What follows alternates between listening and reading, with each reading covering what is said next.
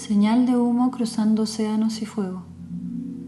Ahora que estamos encerrados, imagino el paisaje una vez más. Pensé en viajar al campo, al océano, a la playa, a la montaña, a la grandeza y al aislamiento, pero las fronteras inventadas ya habían cerrado. En este momento de observar Asia, hay una concepción del tiempo como atemporal, la noción de realidad como fragmentada. La percepción del tiempo ocurre como cíclica y no lineal. Estar presente y consciente me hace capaz de disfrutar la incertidumbre. En este contexto, el antropólogo Grant McCracken menciona el concepto de homines, derivado de la palabra home, hogar, explicando la economía utópica y moral del hogar como algo más problemático que nunca. No estar en casa, en el mundo, en un estado perpetuo de inquietud, es la condición moderna, así como su esperanza de renovación social, que siempre ha sugerido la obsesión modernista con el hogar.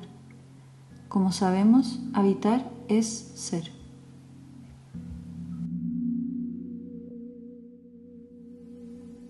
Cuando me vine a vivir a Londres, traje un collage en mi maleta. Una tarde, mientras ordenaba mi taller, encontré estos descartes de fotografías. Todas eran fotos de paisajes naturales de América del Sur, pequeñas líneas de una imagen infinita, creciendo en el tiempo. Fragmentos sin propósito, sin totalidad. El orden fue simple, los colores del cielo primero. Algunas partes del mar pasaron desapercibidas. Luego los colores neutros y finalmente los del suelo y el pasto. Las líneas encajaban perfectamente entre sí, sin hacer ningún esfuerzo. Después de un par de semanas en la ciudad, volví a mirar este collage y le pedí a mi amiga Camila que me ayudara a tomar algunas fotos en el parque Hampstead Heath.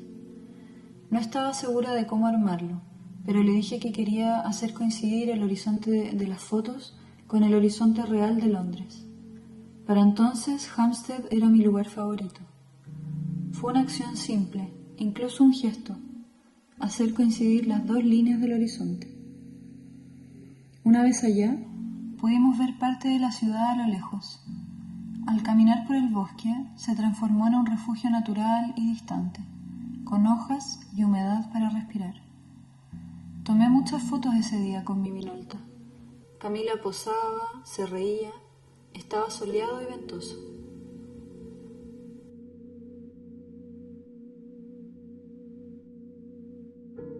My dear friends, how are you guys? I haven't talked to some of you for a long time, but regardless of distance, I'm writing to you with a proposal. At the moment, it's called Pieces of You and Me, but it can change to something less cheesy. It is a cooperative hybrid on the idea of landscape and distance. To be honest, at the beginning, I was just playing around with the idea of desire, and how to be closer to friends, family, no matter the cities they live. This is where you enter the game. I want to know if you are interested in collaborating with the photo of the photo of the photo of the photo. The idea is that you incorporate your horizon or city skyline where you live, in this exercise. The locations have to be a panoramic view from the place where you live or the natural landscape whiting the city that you enjoy the most. If you are interested, let me know.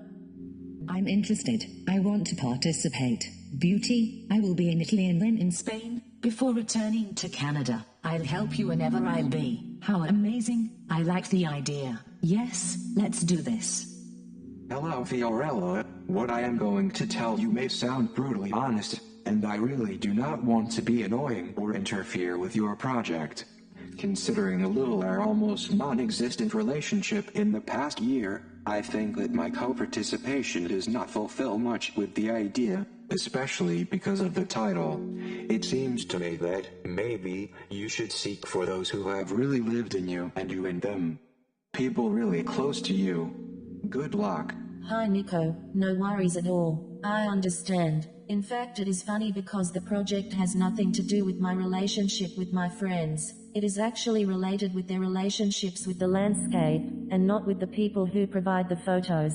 Thanks for telling me though. Best wishes and say hi to Danny.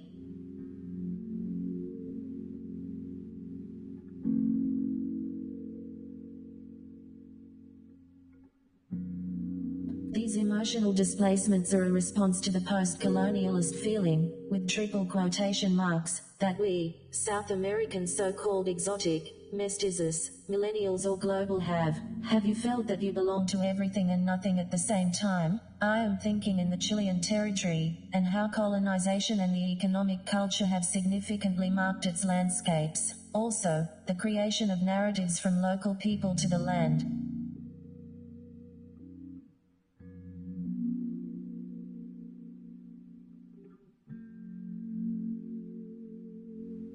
Yo estoy hace 10 minutos esperando que el sol pare y es imposible.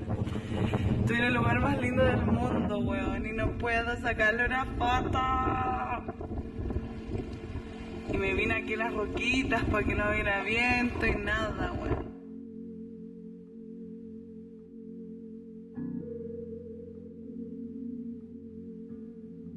As Christopher Tilley mentioned in his book A Phenomenology of Landscape, the concepts of space, place, landscape and perception are intimately related. He describes landscapes as the physical and visual form of the earth, as an environment and as a setting, in which locales occur and in dialectical relation to which meanings are created, reproduced and transformed. The landscape is both medium for and outcome of action and previous histories of action. Landscapes are experienced in practice, in life activities. Locations and landscapes are embedded in the social and individual times of memory. Places are always understood in relation to others. When thinking about space, no significant spirit can define it. It is a relational meaning created among people and places which remains. Therefore, they are produced and understood by several individuals or societies, so it doesn't have any universal essence. It only depends on how and when people are experiencing it.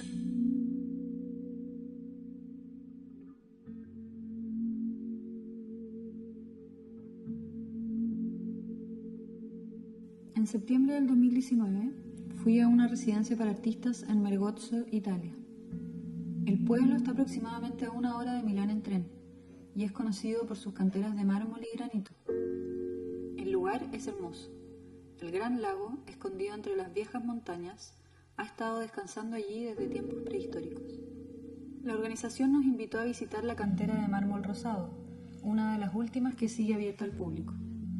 Una vez dentro, estaba cada vez más intrigada por la forma misteriosa del mármol. La roca de la montaña era rosa, negra, lechosa y tierna. Nos explicaron que la textura lineal de este mármol se debe a millones de años de acoplamiento de material. Cuando las placas tectónicas de África y Europa colapsaron, grandes montañas como esta se erigieron con franjas de mármol en su interior. Poner mi mano en la superficie fue un pequeño alivio para la piel. Nos mostraron el proceso utilizado antiguamente para trasladar los bloques de piedra y cómo los mineros tuvieron que deslizarlos colina abajo hasta llegar al lago. Montaron los bloques en barcazas de madera y viajaron con ellos muchos kilómetros río abajo hasta Milán. Ese mismo mármol fue utilizado en la construcción de la Catedral de Milán. Tilley menciona nuevamente: si bien los lugares y el movimiento entre ellos están íntimamente relacionados con la formación de biografías personales, se puede decir que los lugares mismos adquieren una capa de significado sedimentada, en virtud de las acciones y eventos que tienen lugar en ellos.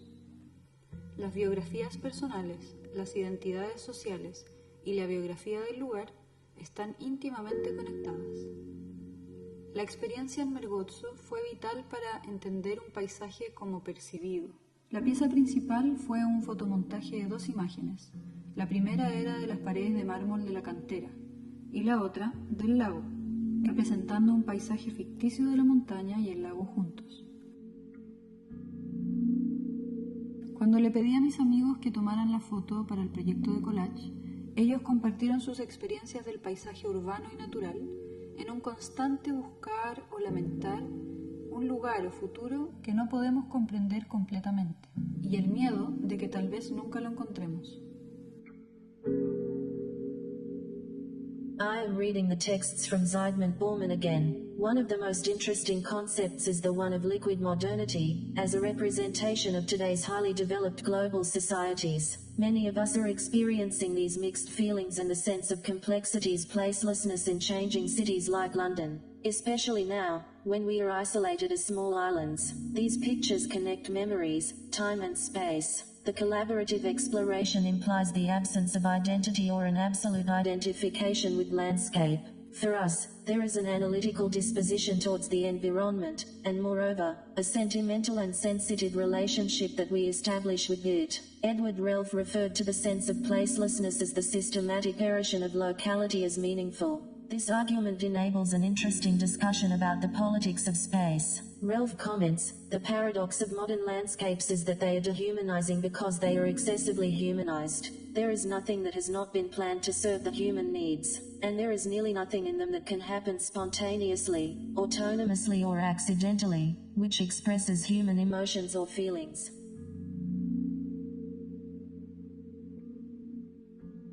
Rousseau Rhetoric in the concept of nature is a study of how inequality, access, and power can define people's experiences of politics and well-being. One of the main concepts Rousseau addresses is freedom, explaining how humankind is in a desirable total freedom in the state of nature. This happens thanks to two reasons. The first one can only exist when men are not constrained by a repressive state or dominion and is the physical freedom. The second one is a psychological and spiritual freedom because he is not enslaved to any of the artificial needs that characterize modern society. In Rousseau's philosophy, this last idea of man free from need is particularly important. The dependence of man to his own needs is the cause of much societal harm. For example, exploitation and domination, deprived self-respect and depression, or pandemics because a deathly virus.